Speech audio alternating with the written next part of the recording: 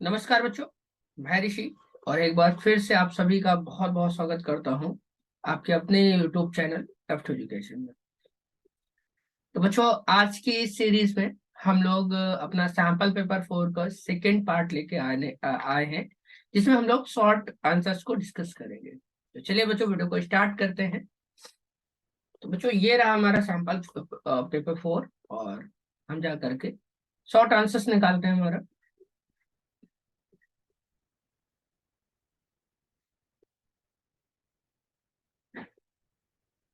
जी। तो बच्चों, section B, जैसा कि आप सभी को पता है कि हमारा सेक्शन बी जो होता है वो 26 मार्क्स का रहेगा, यानी 26 मार्क्स का रहेगा। ठीक है, जिसमें से आपके 14 मार्क्स इधर रहेंगे और 12 मार्क्स लॉन्ग आंसर के रहेंगे। चलिए, अब यहाँ पर हम लोग चलते हैं और आंसर लेना स्टार्ट करते हैं। तो यहाँ पर लिखा answer each question in 20 to 30 minute. और यहाँ पर सिर्फ क्या करना है, आपको 5 क्वेश्चन मिलेंगे और 5 में से सिर्फ 3 क्वेश्चन ही सॉल्व करने होंगे। ठीक है, चलो। तो क्वेश्चन नंबर 6 ले लेते हैं हम लोग। यहाँ पर है explain the term self reliance. अब चलिए, ये क्या चीज होती है। तो बच्चों, self reliance refer to the ability of a person to do things independently and make decision by themselves by not taking help from others.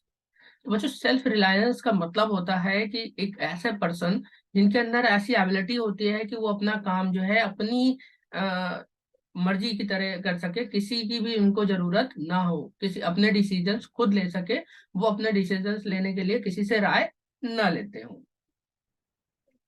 Okay. A self-reliant person is also emotionally and intellectually independent। यानी कि जो ये self reliance person होते हैं बच्चों, वो पूरी तरीके से क्या होता है कि इमोशनली फ्री होते हैं। ठीक है ना, उसमें इमोशनली फैक्टर्स भी बहुत कम होते हैं। चलिए, नेक्स्ट क्वेश्चन पे आते हैं हम लोग। यहाँ पर देखते हैं, इसमें लिखा है Suhas is ready with the startup plan of performing. He has a big vision regarding his business, but does not have enough money to give it a start. Help him by suggesting the financial options for startup. चलिए, ठीक है। तो बच्चों देखिए, यहाँ पर कई सारे ऐसे चीजें हैं, कई सारे स्टार्टअप्स हैं, फाइनेंशियल हैं, जहां से ये अपना बिजनेस स्टार्ट कर सकते हैं। ठीक है, तो मैं पॉइंट लिख रहा हूँ, आप उस पर नोट डाउन कर लीजिएगा। तो पहला पॉइंट है इक्विटी फाइनेंसिंग। ठीक है ना, तो पहला पॉइंट क्या हो जाएगा, इक्विटी फाइनेंसिंग। अब ये इक्विटी फाइनेंसिंग क्या होता है, equity financing it means rising funds from startup against equity. ठीक है ना, यानी कि यहाँ पर क्या है कि आप इक्विटी के अकॉर्ड अगेंस्ट जाकर के इक्विटी के थ्रू आप पैसा जो है, फंड जो है इकट्ठा कर सकते हैं।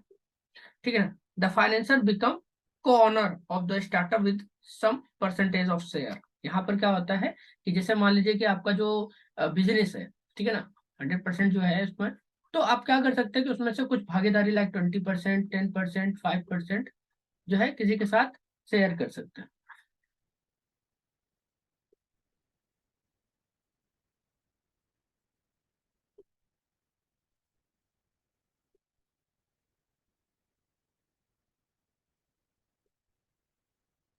दूसरा है बच्चों डेब्ट फाइनेंसिंग। डेब्ट फाइनेंसिंग, डेब्ट फाइनेंसिंग क्या होता है बच्चों, it means the fund are raise through the डेब्ट from different financial institutions, example loan from bank.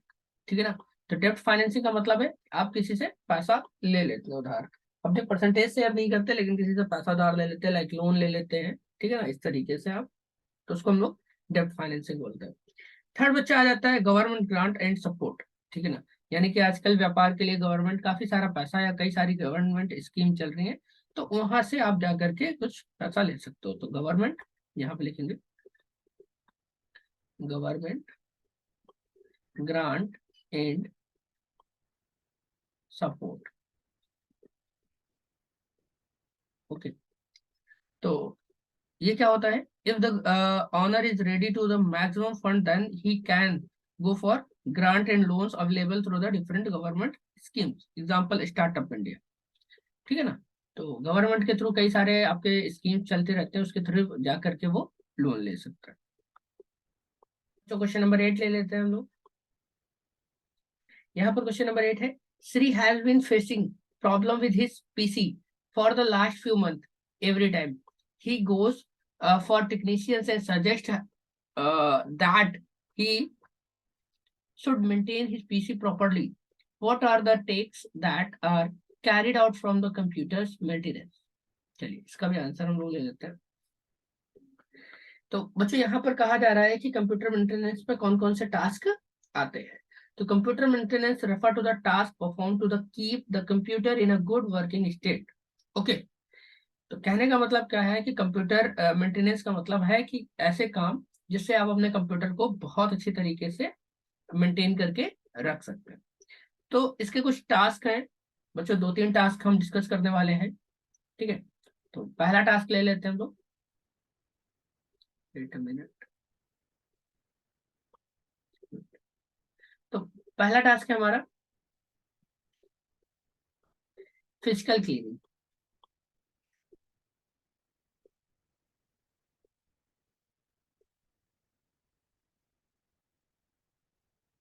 अब बात करते हैं फिजिकल क्लीनिंग की। तो वो जो फिजिकल क्लीनिंग क्या होता है, जैसे फिजिकल का मतलब होता है आप अपने कंप्यूटर के जो कंपोनेंट्स हैं उनको टाइम टू टाइम क्लीन करना। लाइक हम लोग सीपीयू वगैरह को जो है क्लीन कर सकते हैं ब्लोअर वगैरह से, और कीबोर्ड है, माउस है, मॉनिटर्स है, तो इनको टाइम टू टाइम हम लोग जो है क्लीन करते रहते हैं, ताकि कई बार क्या होता है कीबोर्ड्स वगैरह माउस वगैरह के अंदर जो है डस्ट पार्टिकल हमारे जो है इकट्ठे हो जाते हैं और फिर वो आसानी से नहीं निकलते, और जब वो एक बार वो हार्डवेयर से जाकर के अंदर जाकर के अटैच हो जाते हैं तो फिर उनको साफ करना बहुत ज्यादा मुश्किल हो जाता है, और वो धीरे धीरे आपके जो हार्डवेयर होते हैं उनको डैमेज करना स्टार्ट कर देते हैं।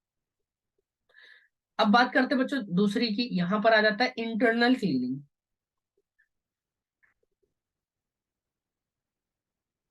इंटरनल क्लीनिंग, तो बच्चों जैसे इसका नाम है, आप पता आपको समझ में आ गया होगा। इंटरनल का मतलब होता है लाइक आपका जो सिस्टम है, आपका जो कंप्यूटर है, और भी चीजें आ जाएंगी, लाइक आपका हो गया वायरस हो गया, ठीक है ना, वायरस, सॉफ्टवेयर, सॉफ्टवेयर में जो बच्चों जैसे कैश वगैरह होती है आपका, उसके अलावा जैसे टेम्परेरी फाइल्स वगैरह हो गया, तो ये सब क्या होगा, इंटरनल क्लीनिंग हो जाएगा।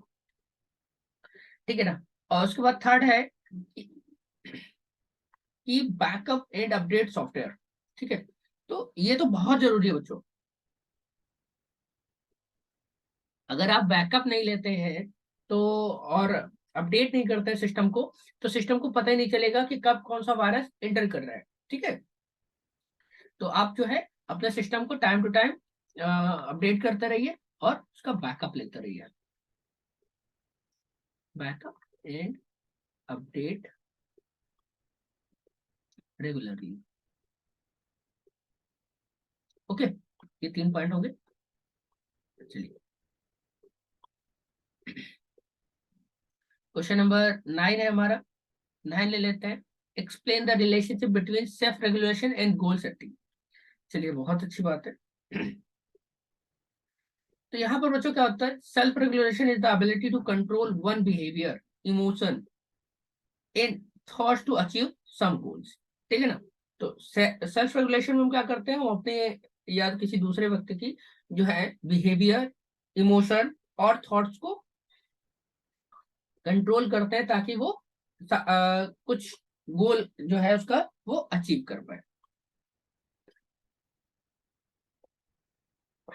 और गोल सेटिंग क्या होता है बच्चों? Goal setting is the planning या प्रोसेस कह सकते हो आप। Goal setting is the process of planning to taking achieve steps to achieve the desired outcomes which is only possible through the self regulation. अब गोल सेटिंग में क्या है कि बच्चों जो आपके डिजायर चीजें हैं, जो आप चाहते हो, लाइक कुछ बनना चाहते हो, कुछ आपका एम है, तो उसके लिए आप एक प्लान सेट कर सकते हो। ठीक है ना? उसी को हम लोग क्या बोलते हैं, गोल सेटिंग बोलते हैं। ठीक है, ओके। क्वेश्चन नंबर 10 ले लेते हैं हम लोग। यहाँ पे क्या लिखा है, discuss any two micro and there relative in the entrepreneurship. चलिए, तो मिथ दिए जाते हैं, मैं 2 पॉइंट्स डिस्कस करने वाला हूँ। तो यहाँ पे कुछ आपकी जो है मिथ दिए जाते हैं, लोगों को ऐसा लगता है, ठीक है ना। मिथ क्या है आपका? The only requirement for entrepreneurship is good idea. यानी कि लोगों को लगता है कि आपको एंटरप्रेन्योर होने के लिए सिर्फ एक गुड आइडिया की जरूरत होती है, लेकिन ऐसा नहीं है। रियलिटी क्या है बच्चों? रियलिटी ये है कि only idea is not important, other focus like planning, leadership, talent, communication etc, ये कई सारे ऐसे जो है इंपॉर्टेंट फैक्टर्स हैं जो इम्पोर्टेंट होते हैं, ठीक है ना। आप सिर्फ गुड आइडिया के साथ आप जो है एंटरप्रेन्योरशिप नहीं कर सकते हो। इसी जगह पर दूसरा पॉइंट हम लोग लेते हैं। यहाँ पर क्या मिलते हैं? यहाँ पर है, to start business lot of money is required. यानी कि बहुत सारे लोगों को लगता है कि अगर आपको एक व्यापार स्टार्ट करना है तो उसके लिए आपको बहुत सारा पैसा चाहिए, लेकिन ऐसा नहीं है।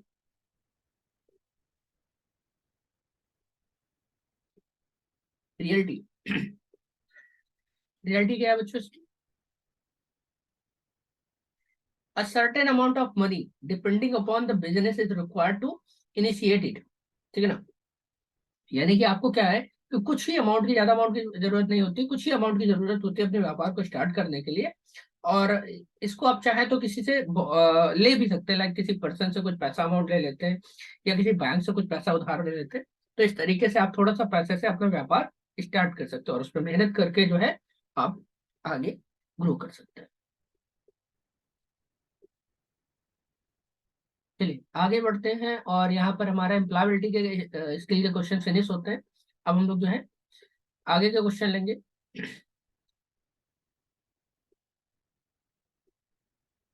तो यहाँ पर पहला क्वेश्चन है, answer any 4 out of the given 6 question in 20 to 30 words each. Okay, तो पहला है 11 question, discuss the advantage of a template. Template के एडवांटेज हमको यहाँ पर डिस्कस करना है, तो बच्चों आप कोशिश करिएगा अगर 4 से 5 पॉइंट आप इसमें लिख दें। तो हम यहाँ पर लिख लेते हैं, छोटा सा आप डाल लीजिए, template are useful for the following reasons, ठीक है। और पहला पॉइंट आ जाएगा आपका, template is simply the process of document certain, ठीक है ना। तो ये क्या करता है कि किसी भी डॉक्यूमेंट को बहुत इजीली जो है प्रोसेस कर देता है। तो simply process of, simply process of a document. Okay, मतलब इसमें क्या होता है कि किसी भी डॉक्यूमेंट को अगर आपको बनाना है तो उसका टेम्पलेट ऑलरेडी आपको बना होता है, आप सीधा क्लिक करिए उसमें, सम चेंजेस करिए और आपका डॉक्यूमेंट रेडी हो जाता है। नेक्स्ट है, टेम्पलेट्स कैन ईज अवर की load, workload and also interact efficiency, increase efficiency, ठीक है ना। तो ये क्या करता है कि ये हमारे वर्कलोड को काफी कम कर देता है। यहाँ पर ये इज अवर वर्कलोड। ओके, ये हमारे वर्कलोड को काफी कम कर देता है और हमारी जो इफिशियंसी है उसको काफी बढ़ा देता है। तो इंक्रीज इफिशियंसी। बच्चों ये मैं छोटा छोटा लिख रहा हूँ, आप लोग इसको थोड़ा सा एक्सप्लेन करके लिखिएगा। इंक्रीज इफिशियंसी,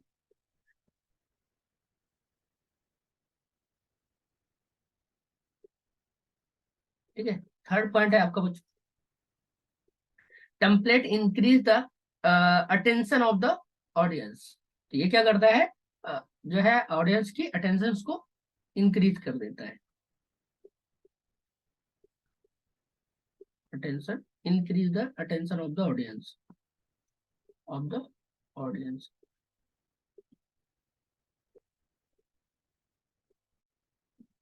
ठीक है, increase.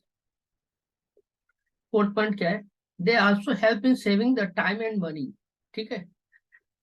Saving time and money. Last point, template improve clarity and ensure that a document have the same layout, ठीक है। तो यहाँ पर क्या कर सकते हो, improve the clarity, improve the clarity document. Okay, इसका स्क्रीनशॉट ले लीजिए बच्चों, और आगे बढ़ते हैं हम लोग क्वेश्चन नंबर 12 की तरफ।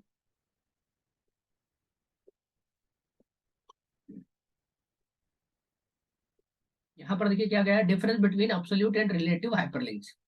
तो बच्चों एब्सोल्यूट हाइपरलिंक की हेडिंग डाल देनी है, एब्सोल्यूट और रिलेटिव हाइपरलिंक क्या होता है। एब्सोल्यूट हाइपरलिंक का मतलब होता है बच्चों कि एक इस तरीके की हाइपरलिंक जिसमें किसी भी फाइल का पूरा लोकेशन है। लाइक अगर आप ये पीडीएफ जैसे ओपन है, तो इस पीडीएफ का अगर आप लोकेशन देखोगे तो यहाँ पर देखिए पूरा लोकेशन आपको देखने को मिल जाएगा, लाइक C/user/rishi डॉक्यूमेंट और sample paper 4.pdf।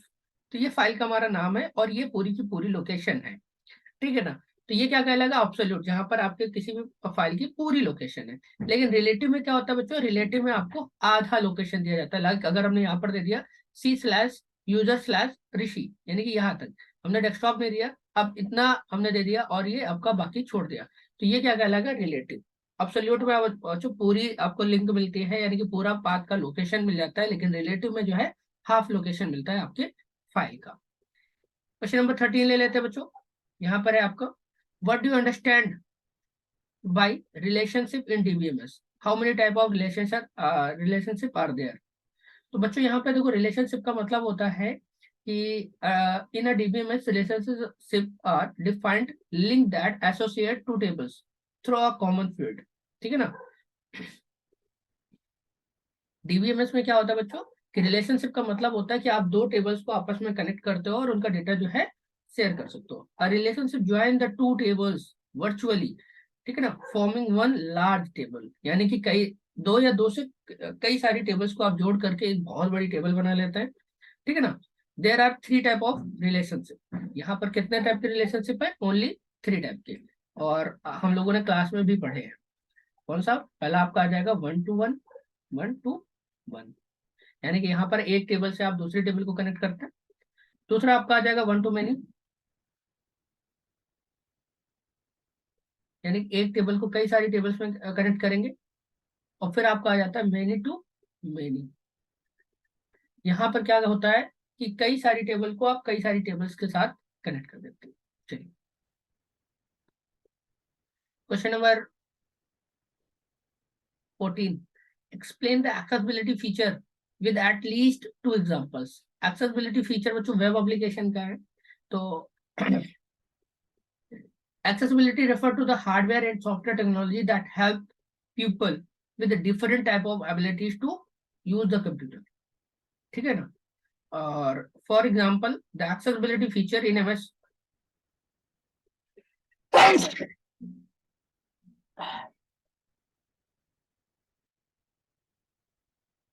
for example the accessibility feature in windows for people with vision impairment and narrator and magnifier, ठीक है ना। तो दो तीन है बच्चों, जैसे मैग्नीफायर क्या करता है कि जिन लोगों को देखने में थोड़ी सी प्रॉब्लम आ रही है उनके लिए हम क्या कर सकते हैं, मैग्नीफायर यूज कर सकते हैं, ठीक है ना। इसी तरीके से नरेटर यूज करते हैं, इसी तरीके से स्पीच रिकॉग्नाइजर यूज करते हैं, ठीक है ना। जिनको चलाने में दिक्कत आ रही है या देखने में थोड़ी सी दिक्कत होती है तो उनके लिए स्पीच रिकॉग्नाइजर दिया गया है। तो ये सारी चीजें हैं।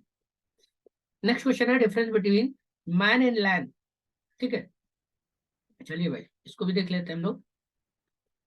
तो सबसे पहला डिफरेंस जो है बच्चों, मैन एंड लैन में क्या आ जाएगा, इनका फुल फॉर्म।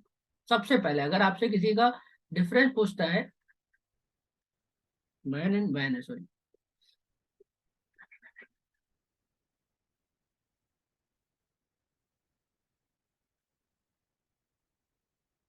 आप सिंपल क्या करिए, सबसे पहले जो है इसका फुल फॉर्म लिख लीजिए। यहाँ पर आप लिखेंगे MAN stand for metropolitan area network, population area network. और यहाँ पर क्या लिखेंगे, वैन stand for wide area network, wide area network, ठीक है, एक हो गया। दूसरा पॉइंट हम लोग लिखेंगे, this type of network is spread over a city, example cable TV network, ठीक है ना। कनेक्ट, बच्चों जितना मैं शॉर्ट करके लिख रहा हूँ उतना नहीं, आप थोड़ा सा और इसको ब्रीफ करके लिखेंगे, ओवर अ सिटी, ठीक है ना। Example cable TV, cable TV का मतलब है लाइक टाटा स्काई वगैरह आपने देखा होगा इस तरीके से। जैसे लोकल में हमारे हम लोगों के लोकल में डैन चलता है, आपने उसको भी देखा होगा। तो this type of network is spread across the country, ठीक है ना। तो ये क्या करता है, connect with country over country, like internet. Okay, ये हो गया। बच्चों चलते हैं आगे और हम अपना लास्ट क्वेश्चन ले लेते हैं 16। नंबर 16 हमारा, what are the two ways to create a reference to link sheet of another workbook, explain any one of them. ठीक है, चलिए। तो बच्चों दो तरीके हैं हमारे जिससे हम लोग क्या कर सकते हैं, अपने शीट्स को लिंक कर सकते हैं। तो पहला तरीका है हमारा बाय माउस, बाय माउस यानी कि माउस के थ्रू। दूसरा तरीका है bye keyboard,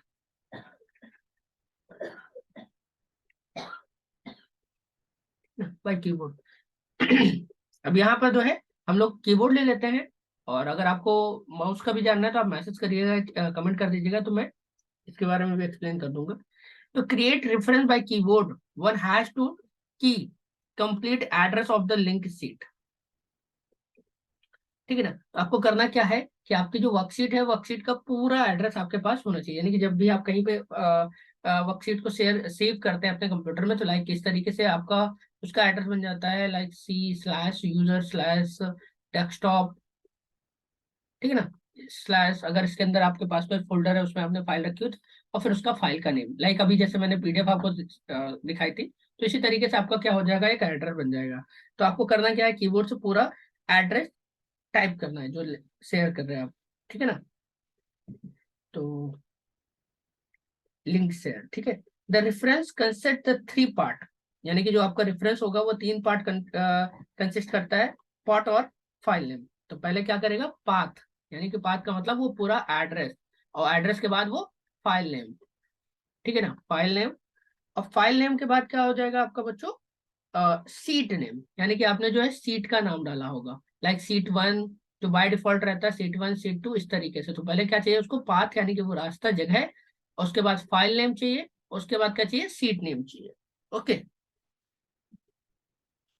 and cell general format of reference is, अब यहाँ पर आप कैसे लिख सकते हो इसको, कुछ इस तरीके से आपका आ जाएगा, like equal file, double slash path, मतलब रास्ता आपका, ठीक है ना। और पाथ की जगह पर फाइल नेम भी रख सकते हो आप। उसके बाद क्या है, अ, इस तरीके से यहाँ पर सीट नेम आ जाएगा आपका, sheet name and cell name. उसके बाद यहाँ पर आप ऐसे डॉट करके सेल नेम, ठीक है ना। तो इसको नोट डाउन कर लीजिएगा। मैं आशा करता हूँ कि आप सभी को वीडियोस पसंद आ रही होंगी। तो चलिए बच्चों, मिलते हैं नेक्स्ट वीडियो में, तब तक के लिए बाय बाय, टेक केयर।